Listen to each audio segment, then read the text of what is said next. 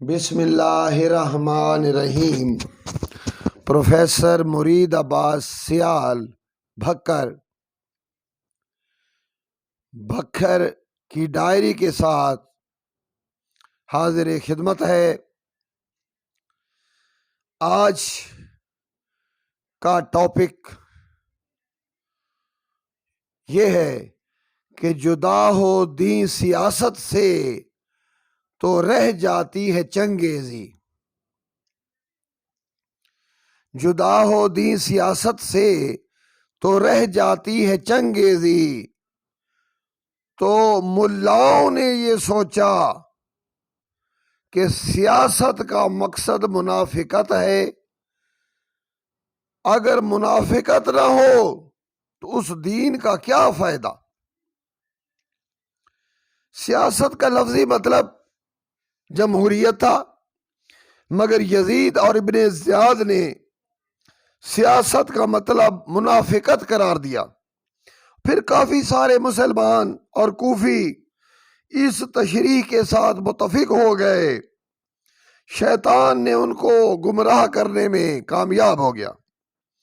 حسین نے اپنے خون سے کربلا بنائی، قائد اعظم محمد علی اور مادر ملت فاطمہ نے پانچ تن پاک کے نام سے پاکستان کے نام پر ملک بنایا، لیکن شیطان اس ملک میں گھس گیا کیونکہ انڈیا کا بارڈر ساتھ تھا۔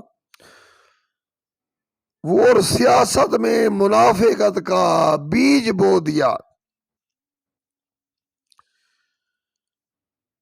قرآن میں ہے کہ یہ شیطان جو ہے جب کسی شخص پر قبضہ کر لیتا ہے تو اس کی اولاد میں بھی حصہ دار بن جاتا ہے۔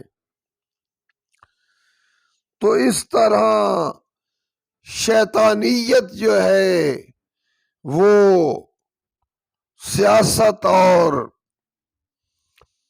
ملک میں ایک نسل کی صورت میں آ گئی۔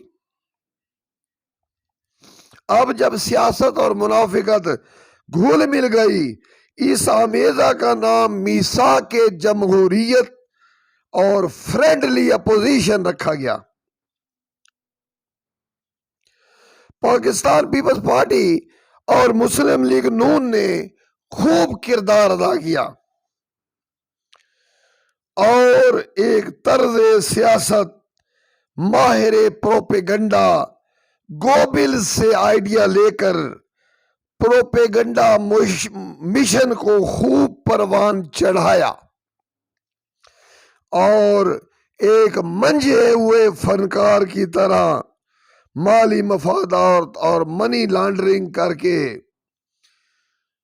اتنی خوبصورت فلم بنائی کہ تماشائی اتنے زیادہ ہو گئے کہ دنیا نے، امریکہ نے اسے نوبل پرائز دیا۔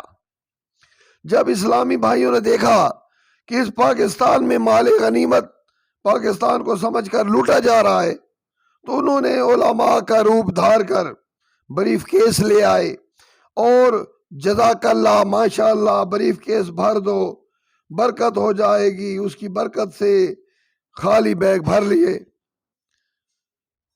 اب یہ کوئی گناہ تو نہیں ہے، ماشاء اللہ جزاک اللہ کہہ کے اگر کوئی بیگ بھر دے تو وہ تو حلال ہے، کوئی کسی سے چھینا تو نہیں ہے، لوگوں نے خود ڈالا ہے اس میں۔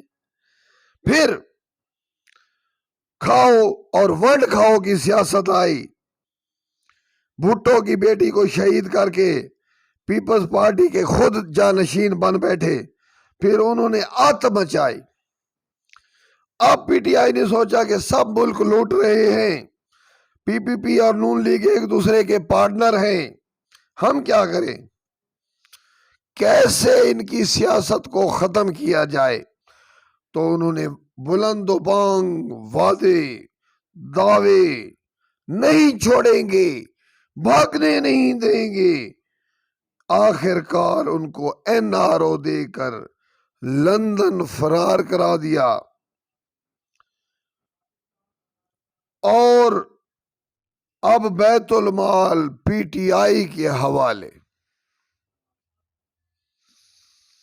بینڈ بجنا شروع ہو گیا، بینڈ کی دھن پر corona fund, dam fund, Shaukat Khanum fund, ایشیائی ترقیاتی بینک فنڈ، عالمی bank fund, IMF fund, US aid, Saudi aid, ایشیائی ترقیاتی بینک ایڈ کے ذریعے او پیک اور سی پیک کے لیے تمام دولت کی پیکنگ کر دی، پیکٹ پر لیبلنگ لگا دی، تھوڑا اور برداشت کرو، تھوڑا اور برداشت کرو، مہنگائی ہے، بے روزگاری ہے، عصمت دری ہے، بدامنی ہے، مگر صبر کر کے اپنی قوت برداشت بڑھاؤ۔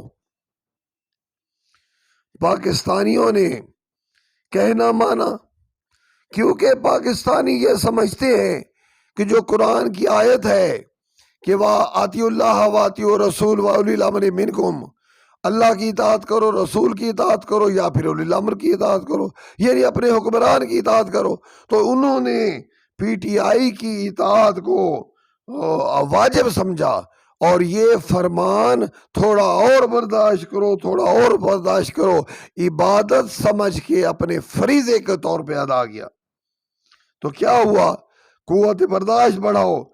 پاکستان نے برداشت کے لیول 0 سے 9 تک حاصل کرنے میں کامیاب ہو گئے، تو کہا اب ریاست مدینہ بن چکی ہے اور حکومت والی مدینہ کے طور پر سرپرست ہے، اور اس کی اطاعت جو ہے وہ قرآن میں واجب قرار دی گئی ہے، ریاست مدینہ بن چکی ہے، اس لیے حکومت کی اطاعت فرض ہے۔ نماز کے بعد دوسری اطاعت حکومت وقت کی ہے، یعنی اللہ کی اطاعت کرو، نمازیں پڑھو، رسول کی اطاعت کرو، یعنی روزے رکھو، اور اولی الامر کی اطاعت کرو، یعنی اپنے حاکم کی اطاعت کرو۔ اگر حاکم نے بے روزگاری کے ختم ہونے میں کردار ادا نہیں کیا، یا مہنگائی بڑھنے میں مدد دی، تو اسے برا نہ سمجھو، وہ تمہارا اولی الامر ہے، حاکم ہے، جیسا کرے کرے، تم نے صبر دکھانا ہے۔ اور ملک پاکستان اتنا سخی ہے کہ حاتم طائی سے بھی سخاوت میں بڑھ گیا، سب لوٹتے رہے، پاکستان خاموش رہا، کہا لوٹو میری جان لوٹو، سب نے سب کچھ لٹا کر جب پاکستان نے کہا کہ جیب خالی ہے، جو کچھ ہے لٹ گیا، چھن گیا، حسین کے آل کی طرح سب کچھ لٹ چکا ہے، چادریں لٹ چکی ہیں، مخدرات عصمت سب کچھ، زیورات سب کچھ لوٹ لیے گئے ہیں، لوٹو تبرکات علی و بطول کو قیدی بنا کے لے چلو آل رسول کو۔ تو پھر کیا ہوا؟ پھر چونکہ تھا ہی کچھ نہیں پاکستان کے پاس، سب کچھ یا تو پہلے لوٹ چکے تھے یا اب لوٹ چکے تھے، تو کہا لوٹ سکو تو لوٹ لو، تبدیلی آئی رے، تبدیلی آئی رے، بھاگ سکو تو بھاگ جاؤ، تبدیلی آئی رے، تبدیلی آئی رے۔ آپ خود انصاف کریں، کسی دنیا کے عقل مند سے پوچھیں، اگر خزانہ بھرا ہوا ہو، پاکستان قدرتی وسائل سے مالا مال ہو، اور اس پہ قرضے چڑھا دیے جائیں، اور اس کو دوسری اقوام عالم کا مقروض بنا دیا جائے، تو کیا یہ تبدیلی نہیں ہے؟ تبدیلی ہے۔ او بھائی سمپل اتنا دیکھو، اگر ایک شخص جو ہے اپنے کپڑے بیچ دے، صرف تہمت پہن کے بیٹھ جائے، تو کیا یہ تبدیلی نہیں ہے؟ پہلے پینٹ شرٹ پہنتا تھا، پھر سادہ لباس پہنتا تھا، پھر صرف شلوار پہنی اور قمیض بیچ دی، تو کیا یہ تبدیلی نہیں ہے؟ ساری دنیا مانتی ہے تبدیلی ہے، آ چکی ہے تبدیلی، اب بھی مزید بھی آ سکتی ہے۔ تو دیکھو آپ اس سلسلے میں پاکستانی عوام سیاست میں کیا اور قربانی دے سکتے ہو، کیونکہ اللہ کو قربانی پسند ہے۔ اسلام کا پہلا مہینہ محرم قربانی سے، اسلام کا آخری مہینہ ذوالحج قربانی سے، تو جب اسلام نام ہی قربانی کا ہے تو قربانی دینے کے لیے تیار رہو، یا پھر اس مسلمان کہلوانا چھوڑ دو، کیونکہ اسلام کہتا ہے کہ قربانی دیتے رہو دیتے رہو دیتے رہو۔ اگر تم اس میں کامیاب ہو گئے تو انشاءاللہ اللہ کے ہاں تو سرخرو ہوگے، جنت تو ملے گی۔ اس عارضی دنیا کی کیا بات ہے، جنت لے کر ہمیشہ کے لیے نفس مطمئنہ بن جاؤ، اللہ تم سے راضی، تم اللہ سے راضی۔ دعا ہے کہ اللہ کریم ہمیں اور صبر دے، اور برداشت دے، اور علم دے، اور علم دے، تاکہ ہم ثابت کر دیں کہ پاکستانی عوام کا برداشت میں جواب ہی نہیں ہے۔ ماشاءاللہ، جزاک اللہ پروفیسر مرید عباس صاحب، آپ نے کیا باتیں کی ہیں، اس سے ہمارا ایمان بڑھ گیا ہے۔ اللہ کریم ہمیں اسلام اور دین پر قائم رہنے کی توفیق عطا فرمائے۔